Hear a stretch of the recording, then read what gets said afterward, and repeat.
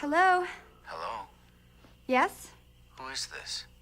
Who are you trying to reach? What number is this? What number are you trying to reach? I don't know. Well, I think you have the wrong number. Do I? It happens. Take it easy.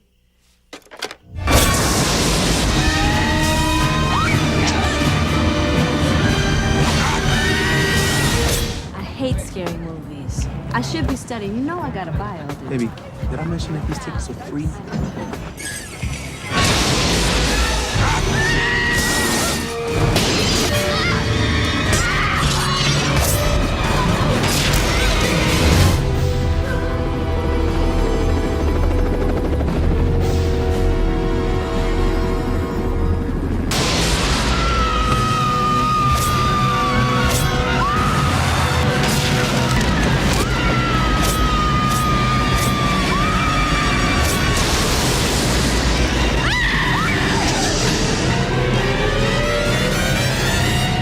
I was so desperate when I wrote it. I couldn't pay my bills, and my car payment was due, and I was 3 months behind on my rent.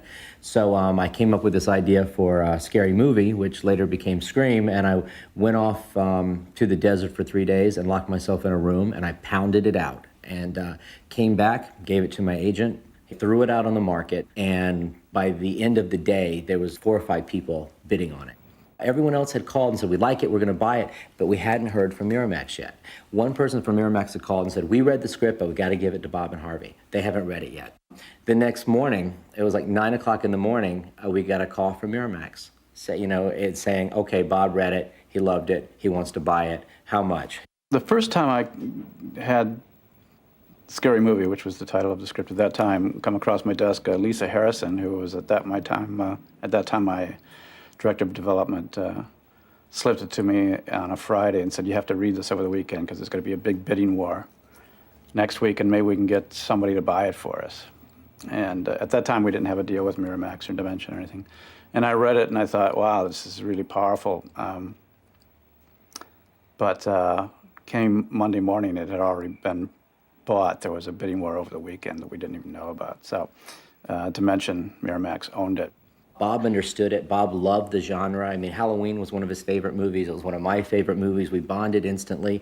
We both looked at each other and said, well, who should direct it? And the next thing you know, Wes came on board, and it was just magic from the get-go. And the opening 15 minutes of Scary Movie was so hard, I almost didn't want to go there again. And then I sort of kicked myself in the pants and said, you have a lot of fans that have been telling you should go back and do a real kick-ass movie again. And I said, if ever there was a kick-ass movie, it's Scary Movie. So I called up Bob and I said, okay, I'm going to do it. The first 30 pages were perhaps the most compelling 30 pages of a script I've ever read. I couldn't put it down. I was terrified, which was fun to be terrified during a read. And as it always is with me in scripts, I instantly start thinking about what it's like with an actor and what that's going to feel like in a movie, and I just said I have to make this film.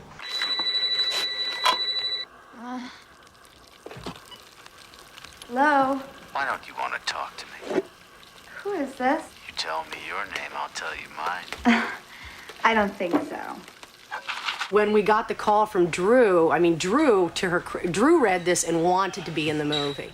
And, we were like blessed. We're like Drew, who grew up kind of in some of her early films in this type of genre. We're like, wow, how perfect is that? This is something I've always dreamed to do, but I had no idea how challenging it was going to be until I got involved with the project. It made it a whole different kind of picture right there. Drew Barrymore opening up a horror film and then dying, in 10 minutes.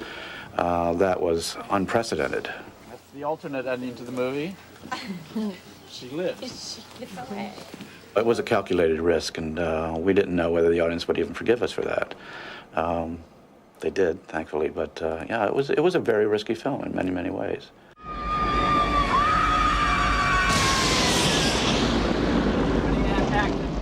Casting was really fun. For one thing, The original budget really did not afford the kind of people that we eventually got. And the reason was because with Drew Barrymore aboard, and perhaps something to do with my directing it also, and the script, then that drew other people. So it sort of had a snowball effect. As one really brilliant young actor after another committed to it, then others would say, oh, you mean she's in it, he's in it? And they read the script and they said, my God, this is incredible, I want to be in it too.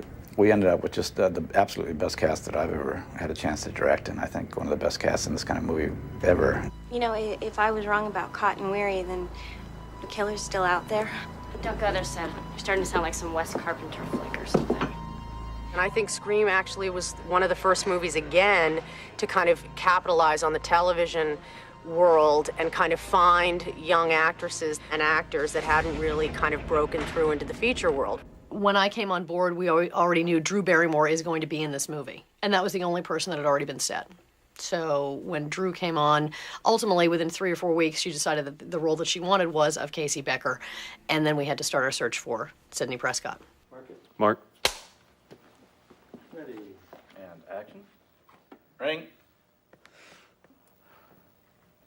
Ring. Practice ran late. I'm on my way. It's past 7. Don't worry. Casey and Steve didn't invite it till way after 10. I'm not worried. Good, because I want to swing by Blockbuster and get us a video. I was thinking Tom Cruise and all the right moves. You know, if you pause it just right, you can see his penis. Whatever, just hurry, okay? Bye. I had actually just done The Craft the year before and then was doing Party of 5, and it was my second hiatus, and wasn't necessarily sure whether I wanted to do another scary type of movie. So I wasn't very certain about the choice, but I knew that I wanted to work with Wes, and I went and auditioned for him, and he gave great direction, so it was actually a fun process. I like auditioning. It was a hard search because you had to have the actress who was vulnerable as well as being really strong, and that's a tough dichotomy to find in an actress. Neve Campbell, I'd seen her work on Party of 5. And when I first met her, I said, oh, gosh, she looks so sort of soft and kid next door. I wonder if she has any idea what she's in for, you know, with this incredibly demanding role. I actually said to her, I said, Neve, this is going to be like boot camp. It's going to be like going into the Marines. Are you ready? She said, I'm ready. And I thought, well, maybe she is, maybe she isn't. But Neve turned out to be incredibly resourceful, both as an actress and just as a physical human being. So there's a tremendous amount of running, jumping, climbing, falling, fight scenes, an incredible amount of scenes of very, very high emotion, terror and grief and everything else, and just does a terrific job. And you begin to realize this woman is a real powerhouse. I mean, she's really an actress to be reckoned with. So, how's the book? Well, it'll be out later this year. Oh, I'll look for it. I'll send you a copy. I think for the role of Gale Weathers, that was the one that we were really focusing on, that we definitely wanted to have a recognizable actress. Hi, Gale Weathers reporting live from Woodsburn Police Station. Hey, where's she going? A glimpse of Sidney Prescott. Hey, watch it, Larry. Hey, watch the hand. You know what you're dealing with here? I wanted to play the part of Gale Weathers because she was just a total bitch, and it was something that I hadn't got to play in a while, at least being on Friends for so long. And I had to really do some persuading to get the part, because most people think of me as the studious type, or I play a doctor, but they didn't really see me as a bitch. So I had to try really hard to get this part. You look awfully young to be a police officer. I'm 25 years old. You know, in a demographic study, I proved to be most popular amongst males 11 to 24. I guess I just missed you. I had a meeting for the role of Billy. And when I came in, I said, I really don't think that's the part I'd like to play. I sort of like the role of Dewey. And everyone sort of like stopped and was like, whoa. Because they didn't really sort of picture it that way. And, you know, it was written sort of like this big hunky guy. So I was like, I guess it was a little forward of me, but they sort of went, oh, well. And then I guess Wes sort of liked the idea, and it just kind of worked out. It was very heaven sent for me. Dewey's character could have easily been slapstick, but David always brings it back to somebody who is really a true person. To me, it's always been one of the most interesting things to do in the genre, is to start with situations that could be cliche or characters that could be cliche, and then make it human, because it always catches everybody off guard and makes it much more powerful. You media type, y'all come in here thinking you're badasses. Alrighty, here we go. Here's a small town. Very good, here we go. I'm addicted. Watch your P's and Q's. I will never forget the audition that Skeet gave. And I was sitting here, I was reading the Sydney role when they're in the bedroom. And he was, about 3 feet away from me, and he was reading it, and it was just like, wow, God, you're just the most amazing actor. I started thinking about us and how 2 years ago, we were kind of hot and heavy. I mean, we were definitely an R rating on our way to an NC-17, and then, something changed. Lately, we're just sort of edited for television.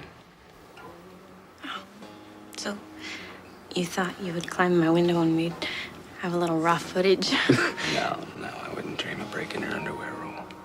Jamie Kennedy was another one of those actors who came into my office. He didn't have that much experience. I think he just finished working on Romeo and Juliet.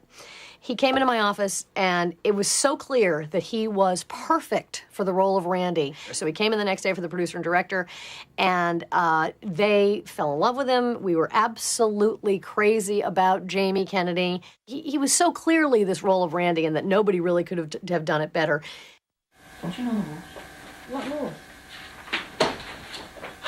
There are certain rules that one must abide by in order to successfully survive a horror movie. For instance, 1, you can never have sex. Big no-no! Big no-no! Dead man. Human popcorn. Sex equals death, okay? Number 2, you can never drink or do drugs. No. The sin factor. It's an extension of number 1. And 3, never, ever, ever, under any circumstances, say, I'll be right back. Hey, you want another beer? Yeah. I'll be right back. There he goes, folks, a dead man. Wave bye-bye. Bye, dead boy. Bye. He's dead. We had so much fun on Scream 1. We wouldn't have ever guessed it was going to make $100 million and start everything, Start people's careers, launch people's careers. First test screening we had, and the only test screening we had, the test scores went through the roof. I just had the feeling, filming certain scenes, that this was extraordinary stuff, Right before Christmas, Variety had done a story that predicted we would be DOA. I remember reading that and going, they've got balls. We're dead on arrival. We're not even getting, possibly may make, we were DOA. And then this strange thing started happening. Our weekday numbers just kept growing, and Wes and Marianne and I would call each other. We're like, oh my God, it's like something's happening. And it just kept going and going and going. And it was a great feeling. Scream 1 was really special. I think the timing was so right, and that's what I was banking on when I wrote the script, and that's why I wrote it so quickly, because I thought someone else was going to come along and make a scary movie or make a teenage movie, and I'm going to, and I'm going to have missed my chance.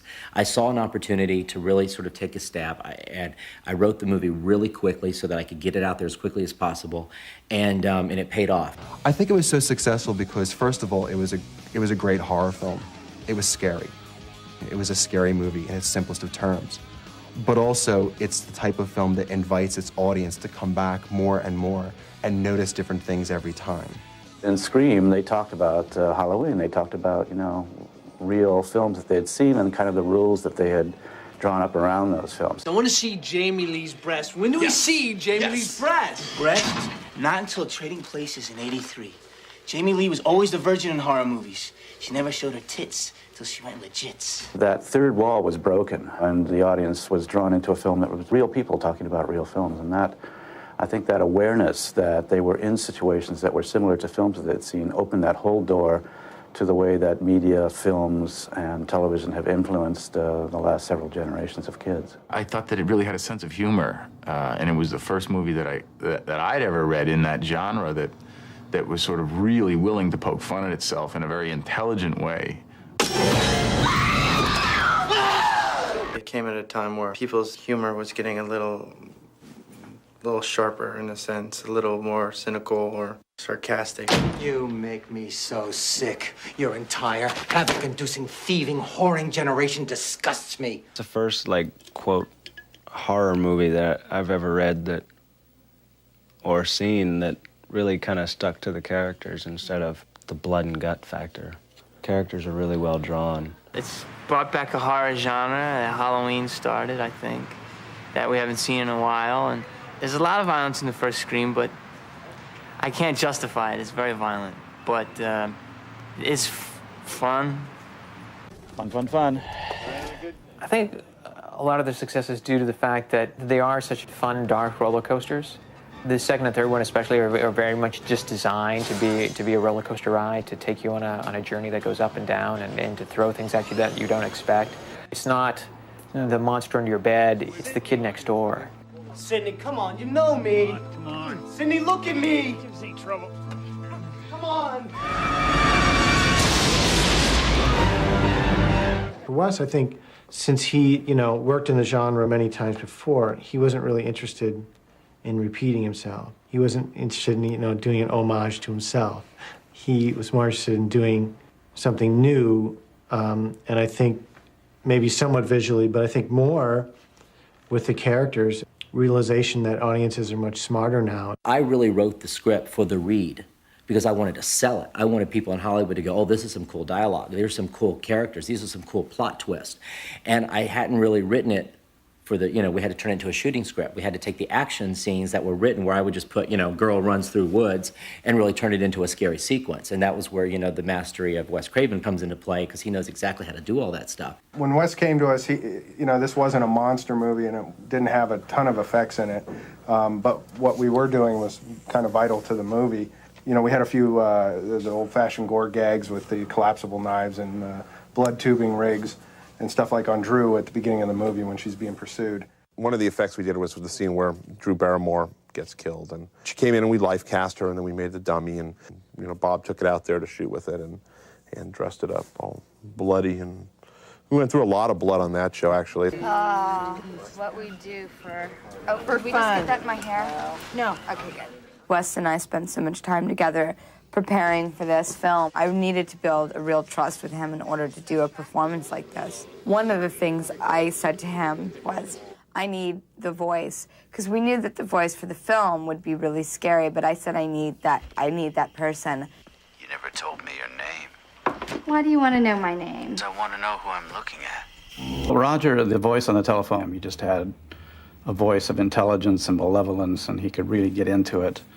And we brought him onto the set when Drew was not there, and we hid him in a part of the house where she never saw him, and I don't think she ever met him. So his voice was a complete mystery and totally in that character for her. Listen, asshole! No, you listen, you little bitch. You hang up on me again, I'll gut you like a fish, understand? Films are only scary if you feel like you could be in those situations, if you can relate to those characters. And if it's too stylized, I think it pulls you out. The first one was shot in Northern California. There's a lot of trees and green, and, it's a very beautiful setting. The style kind of builds on that.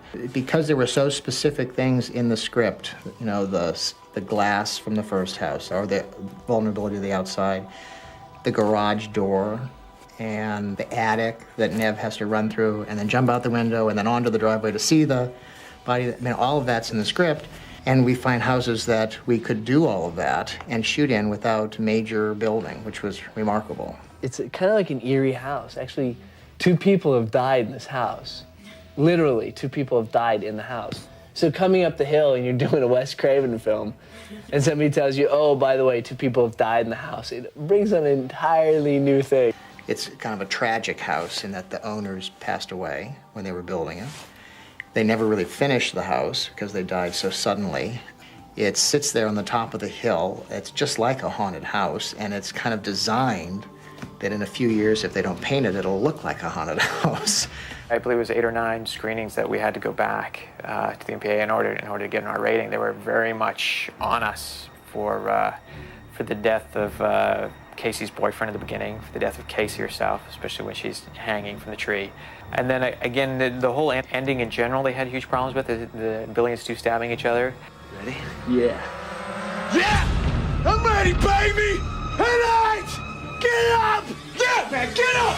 Hit it! I had the feeling, in fact, I turned to the crew at one point and said, this will never get onto the screen, but if it does, it's going to make $1 bajillion because it was so different and so shocking. That last scene, actually, it was so bloody.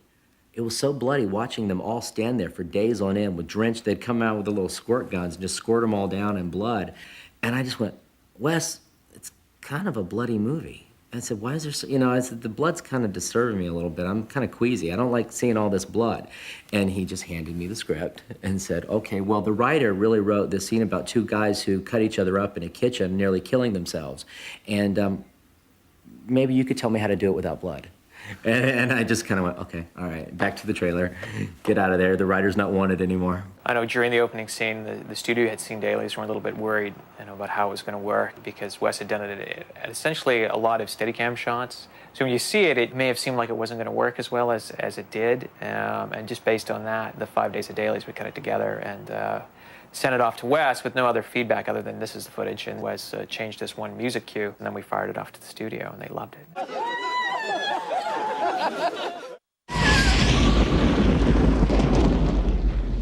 Even while we were shooting the first one, Kevin was talking about he had an idea for the second and that he had actually conceived of it as a trilogy. First attraction to this was just a really terrific first script, but the fact that he had the idea for 2 more and that it all formed a sort of interconnected story was really fascinating to me. First movie sort of said, don't blame the movies. Well, part 2 basically is saying, well, then who do you blame? Who do you blame? And if you notice, the killer turned out to be the mother. So Billy Loomis's mother. So it's some sort of weird sort of underlying way I was saying, come on, people. You want to blame someone, blame the home. It all starts in the home. It all starts with mom and dad. Mrs. Loomis? What? Billy's mother! Nice twist, huh? Didn't see it coming, did you? In terms of the sequel, I think we all knew what we were getting ourselves into because the idea was to take the roller coaster to the next step as best we could and to give a more elaborate ride. Number 1, the body count is always bigger. Number 2, the death scenes are always much more elaborate. More blood, more gore. Carnage, candy. I think there was a big fear that we were going to curtail the, fright factor because of just society, as it is now. But I think that this is the kind of movie it is. And I don't think you can shortchange your audience. Probably, for my mind, the most effective scene in Scream 2 is the opening, especially when we previewed it. And people originally, all through that scene, they're very into it. You see all the ghosts running around. And it's this very kind of macabre setting and kind of the way it's commenting on itself. And at the end of it, when she is up on stage and then dies and it collapses into complete silence, there's a whole silence in the theater because nobody knows how to take that. What are you saying about the very audience who's sitting in this room watching it, in this film within a film within a film? Big screen! It was just a lot of fun to make. And so I said, well, with this cast and, the whole concept, it should be really fun. Of course, I get to work with the master, which is Wes Craven. It doesn't get any better than that. If you're going to do horror, do it right. Let's go one more time. Nick, let's back in the background with the big stabs. I was excited. I was just like, let's do it, And especially once I found out, Jada and I were going to be in it together. So I was like, let's go have fun,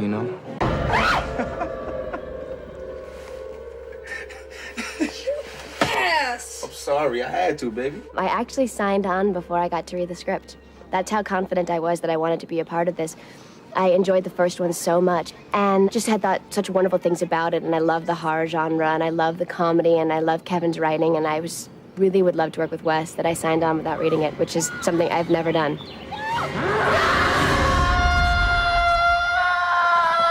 I was a fan of horror movies as a kid. It was the thing to do, to go to someone's house and scare yourself to death. And of course, after the horror movie, you'd tell the worst possible stories. So I am just so delighted to work with Wes because it really is like a horrific nightmare come true. I read for about 3 characters. I read for every character in the movie. I read for Cece, I read for Hallie, and I read for Maureen. So it was interesting to be offered this role because it's nothing like the other characters that I auditioned for, but I guess Wes, could sort of see something that would coincide with this character. I think that she's... shy. Oh, she's just really shy. And cut.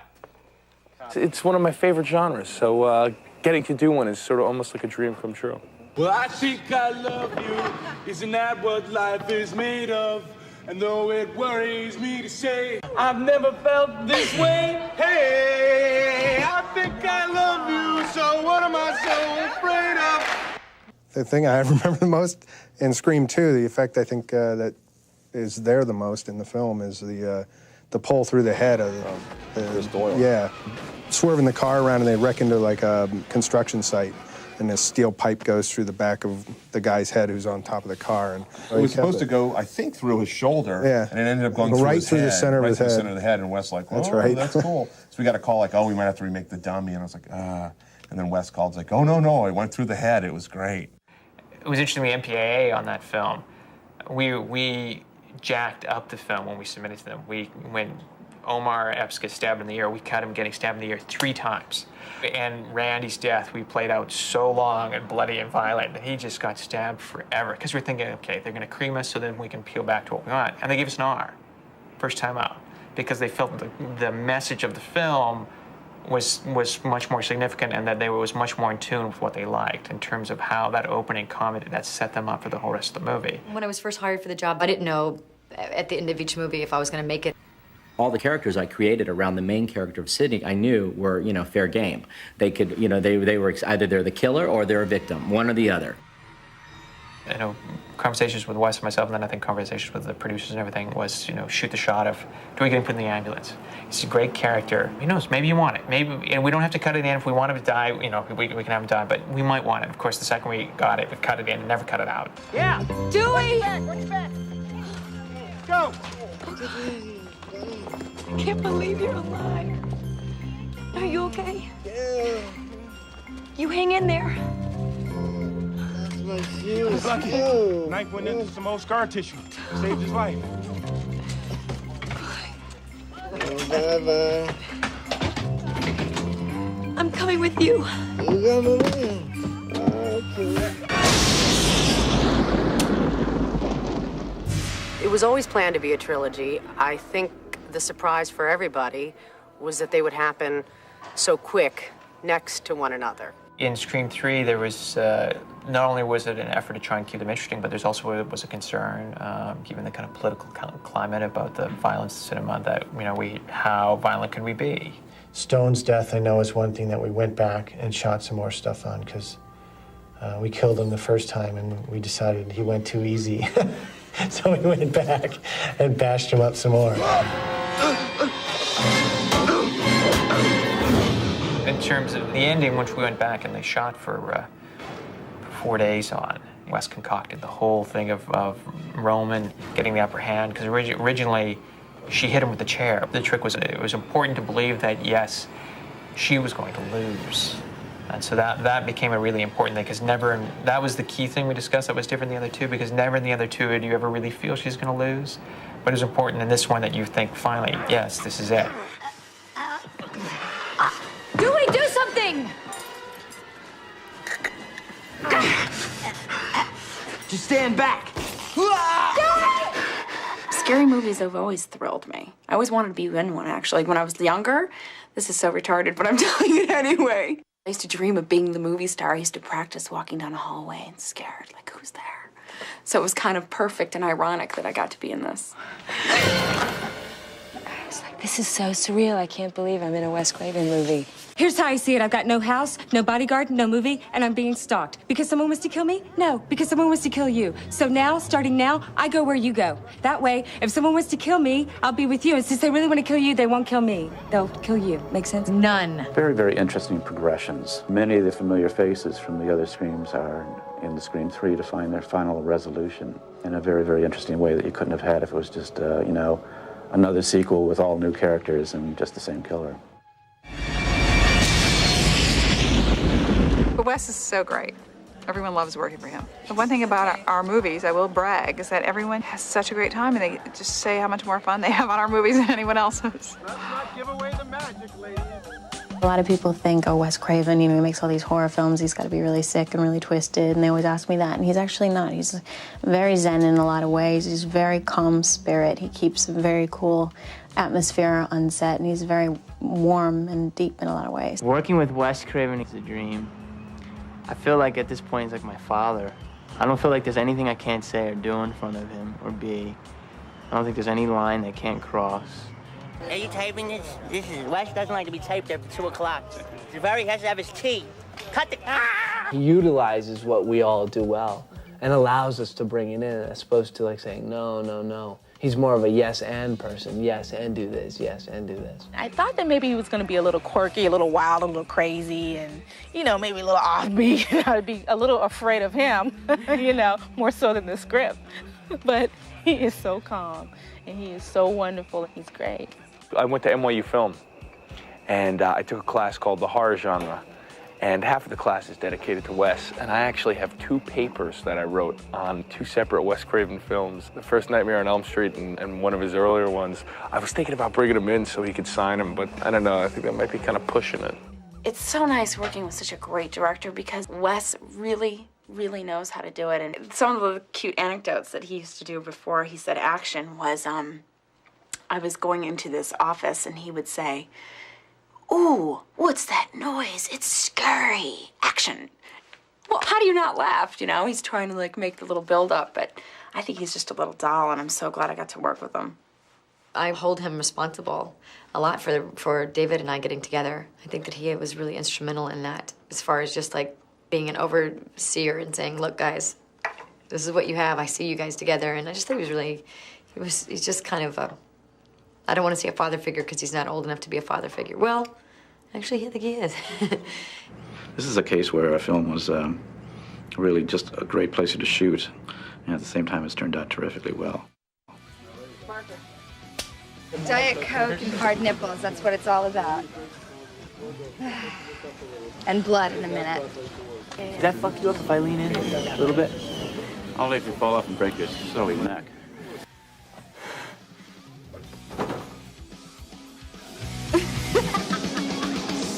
Cut it! Cut it. Back to game! Hello? Hello. Who is this? Tell me your name, I'll tell you mine. I don't think so. What's that noise? Popcorn. You making popcorn? Well, I'm getting ready to watch a video. Really? What? Oh, just some scary movie. You like scary movies? Uh-huh. You never told me your name. Why do you want to know my name? So I want to know who I'm looking at. Scared you. Traps you. Fear. Don't trust anyone. Ever. Feels good to get things out in the open and scream about them. It is a film about a group of kids that all love scary movies, who are then put in a situation where they are being preyed on by an anonymous killer. They find themselves unwillingly sometimes in those very cliche situations they sort of thought were so clever and fun to watch when they're watching scary movies. Hello? Hello, Sydney. You like scary movies? What's the point? They're all the same. Some stupid killer stalking some big-breasted girl who can't act, who's always running up the stairs when she should be going out the front door. It's insulting. There are certain rules that one must abide by in order to successfully survive a scary movie. Number 1, you can never have sex. Sex equals death. Don't have sex, you die. That would pretty much be Wes Craven's message to the youth of America. Abstinence, key. Never, ever, ever, under any circumstances say, I'll be right back. Because you won't be back. I'm getting another beer. You want one? Yeah, sure. I'll be right back. It goes from being sort of funny as you recognize classic film situations to terrifying when you see that it's really happening, and kind of baffling and intriguing because all of these things become sort of woven up in a single net of who is the killer, and which is kind of an impenetrable mystery, as it turns out in this film. The police are always off track. If they watch Prom Night, they'd save time. There's a formula to it. A very simple formula. Everybody's a suspect. The first 30 pages of the script were probably like the most exciting 30 pages that I'd ever read. I freaked out, and I put it down. And then I fished the next day during the light. So, who are you? The question isn't, who am I? The question is, where am I? So, where are you? Your front porch. Why would you be calling from my front porch? That's the original part. Oh, yeah? Well, I call your bluff.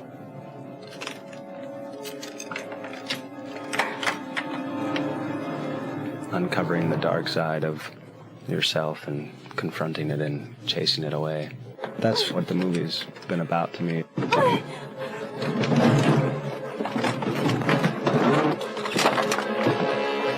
I was definitely dealing with a lot of depth in the character. When you try and find those levels when you find a character, you don't want to just go with what's on the page. I do a lot of fighting with a couple of the characters in the film.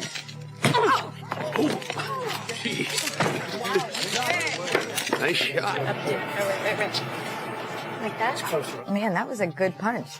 Neve, you nailed it. Looks like we've got a serial killer on our hands. Well, serial killer's not really accurate.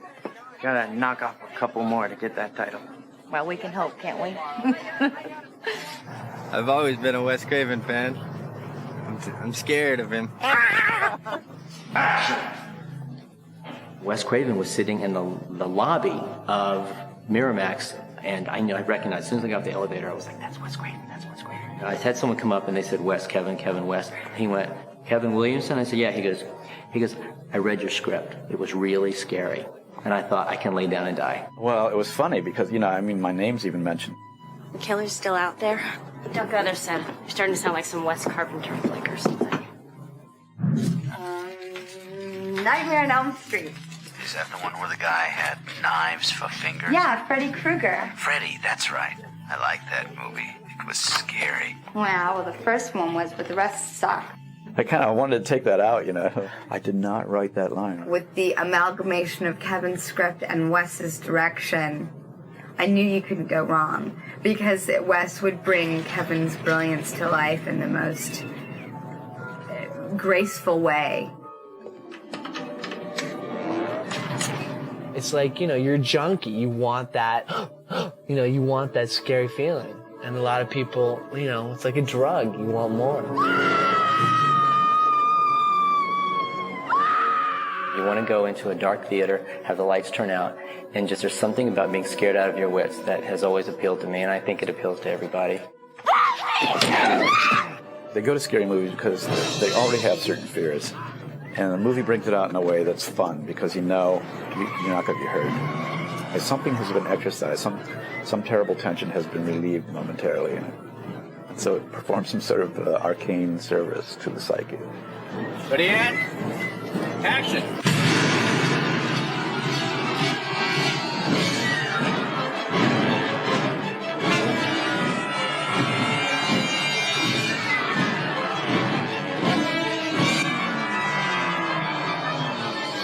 Scared, are you?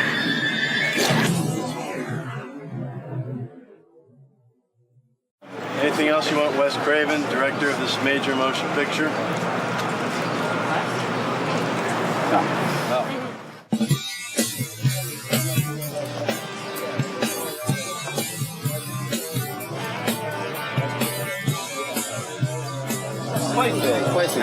Posey. That's good, Mary Jane.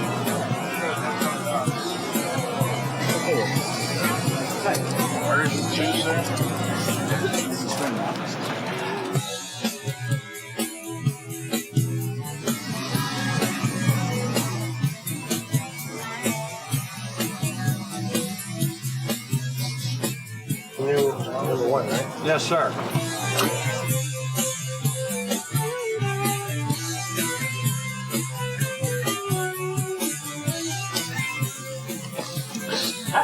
Very nice. Very nice.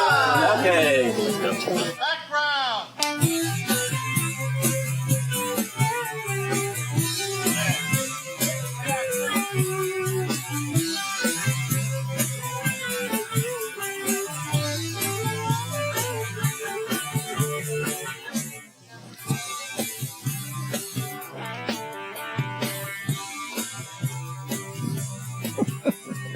Ready? Yeah. So, David, a couple things. I'm just keeping an eye on things. This is the first line rather than checking things out because you're checking out the party. And Stupid. And then you do the jump first, and then you take your head off. Ready? Come in. Scared. I can't do it. Tony will be back this far. Yeah, I want to match. Ask for things like this.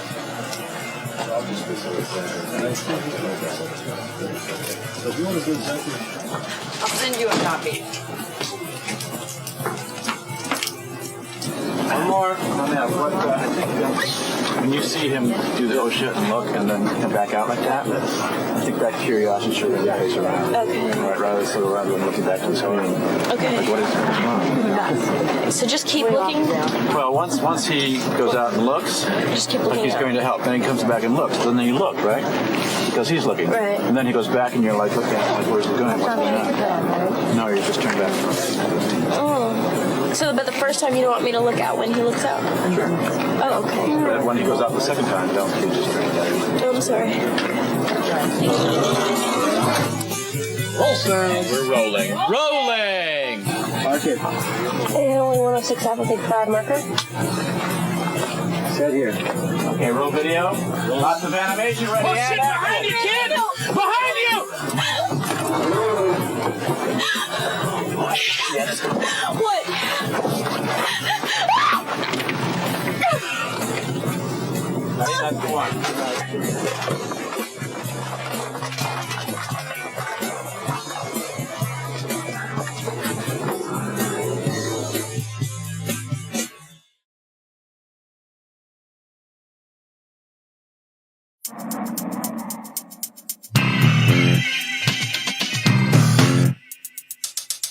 Ready?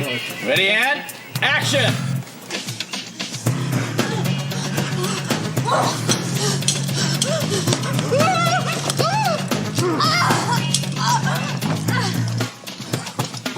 Cut. Yeah. All right.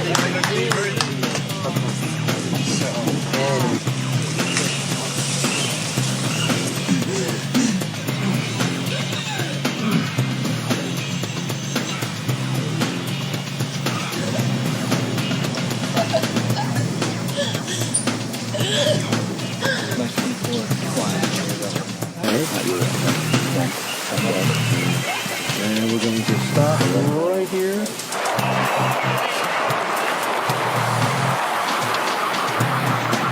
Cut it.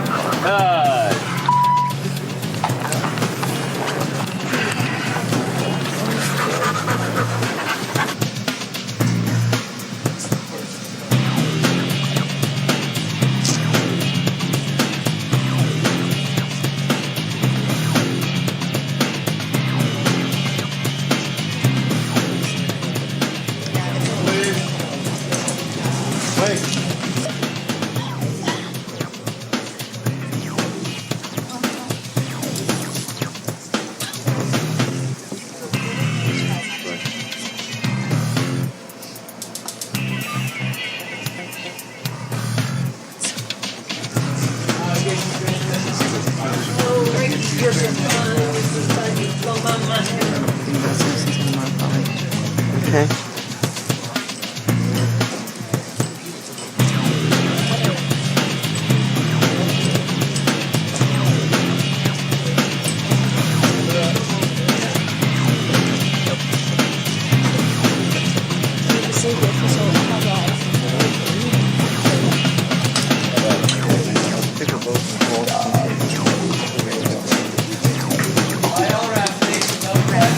Checking. Got it one, Drew. Okay, Drew. I think we're ready, Drew. Very good. Hey, Wes. Can we get a little picture here? We got it. Good. Good. Hold it. Right. All right there. I love, strange things like Repulsion and The Tenant. I love Hitchcock films. I love Night of the Living Dead. I like Texas Chainsaw Massacre. I love just about anything Cronenberg did when he was doing those kind of genre films. Alien. I have very eclectic tastes. The Shining was pretty freaky. That you could call that a horror film because it's really disturbing. I'd say probably The Shining. I also saw one called The Changeling that really freaked me out because it was about, spirits. And when it comes to spirits, I have more of a belief in spirits, or it seems more real. Whatever Happened to Baby Jane is my favorite scary movie. My favorite scary movie would probably be Rosemary's Baby. Definitely Psycho. Friday the 13th, the original. And I remember going with my friends, and I just thought, oh my God. I mean, it was great. It was quite the ride. Salem's Lot. Straw Dogs. I thought was, a Clockwork Orange, that kind of scary movie, not as intense as Wes's. A different kind of scary movie.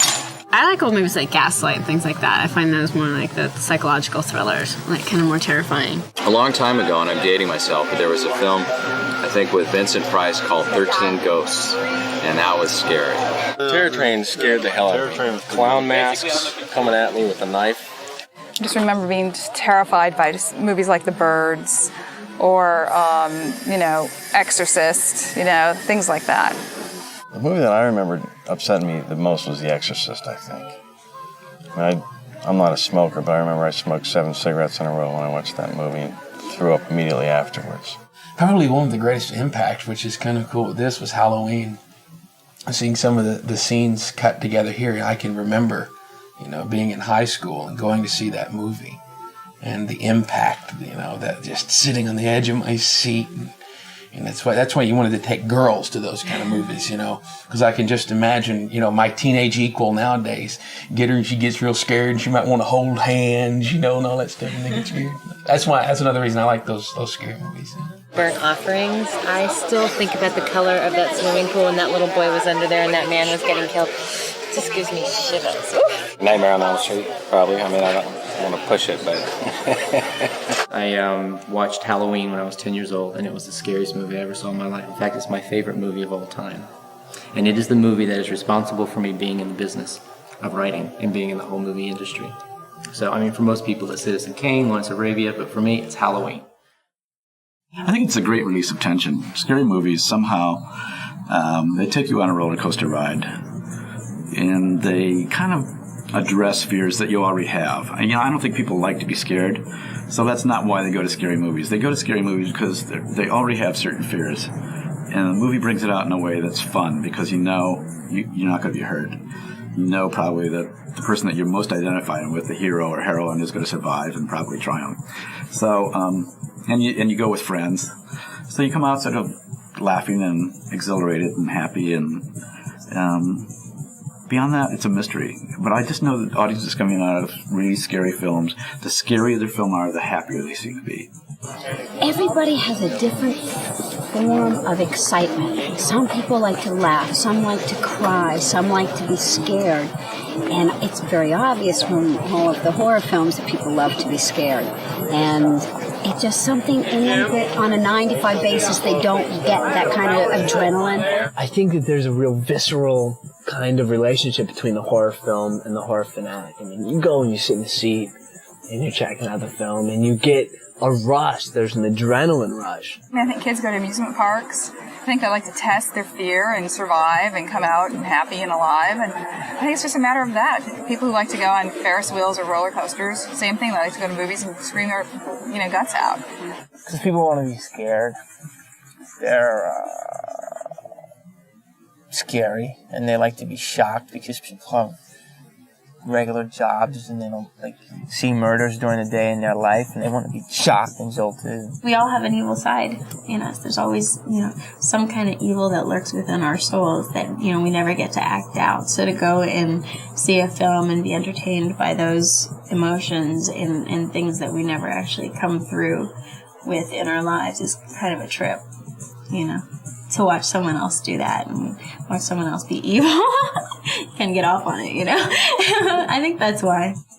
You want to be on a roller coaster ride. You want to go into a dark theater, have the lights turn out, and just there's something about being scared out of your wits that has always appealed to me, and I think it appeals to everybody. Even though, it's not everyone's cup of tea, but there's something about get the old adrenaline rush and just start shaking and screaming, and then you walk out of the theater and you're just taken for a ride.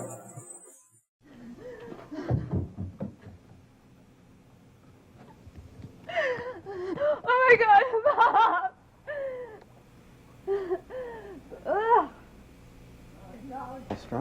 I told you you could send it back. I know.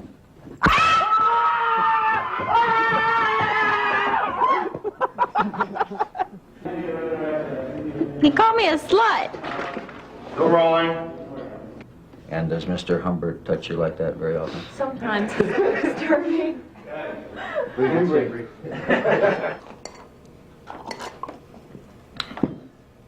Ma, it's too hot. It's the way you like it. Right?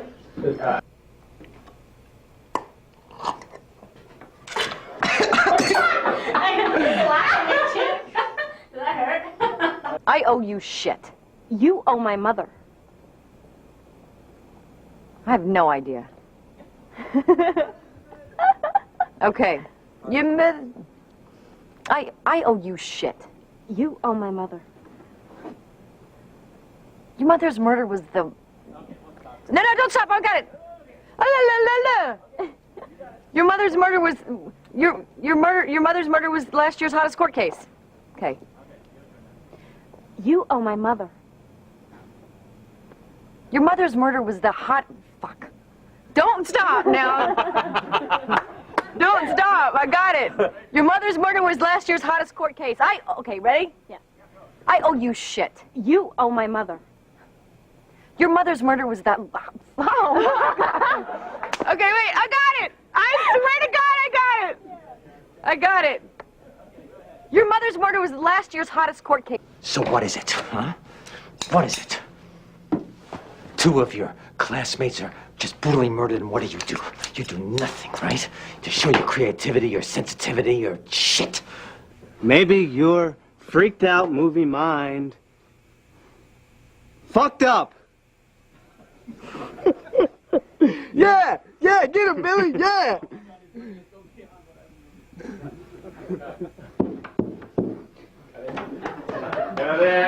What's Leatherface doing here? He came to make up. There goes my chance with Sid. As if.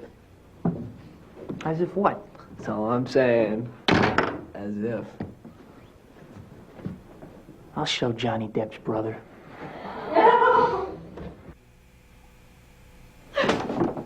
I'm not bloody, so that doesn't work. Did you have a gun in the van? Yeah. Fuck. Sorry. I said gun in the van. Well, good. Shoot the bastard. I like that ending.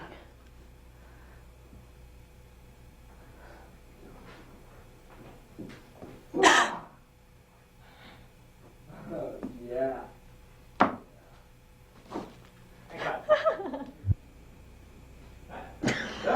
I'm sorry.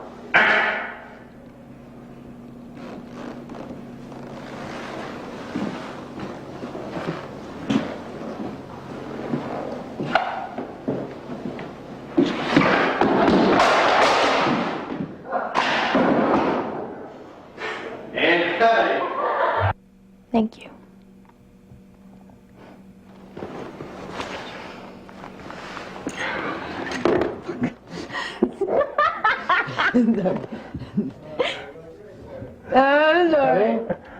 Well, let's get back to work. Show's over.